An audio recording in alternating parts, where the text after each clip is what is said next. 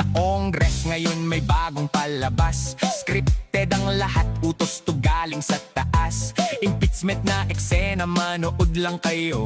Habang naghihirap, kumakalam ang tiyan nyo. Di na pwedeng i-cancel, bayad na ng producer. Kaya todo sunod sa script ang mga karakter. Kahit nasa krisis, kailangan tuloy ang premiere. Kasi pag hindi, malapit na ang game over. Umupo si Aling Jinky dahil kay Speaker Luis Tro. Pinuno sa komitiba ng inhustisya sa Kongreso. Nakaraang taon, impeachment di sila nagtagumpay. Kasi dinala sa Korte Suprema, doon sumablay. Makalipas ang taon, kanilang inulit. Pagpapatalsik kay VP, pilit na iginiit. Impeachment malamini, trial nilang gagawin. First time itong mangyari sa bansa natin. Nang tanungin kung may konkretong ebidensya, sabi ni Manong Saridon ay parang kasi wala pa. Kukuha pa sila ng pain at kawit ng isda. Sa bank fishing expedition pa sila kukuha.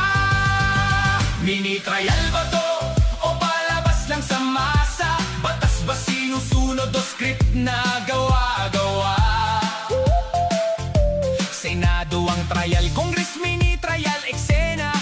Probable cause ang hanap, hindi hiyaan na drama. Trial by public opinion, gusto nilang mangyari. Gustong maghusga kay Inday sa portas ni Bebe M. Articles of impeachment ipadala nyo sa Senado para doon makita sino ang nagsasabi ng totoo.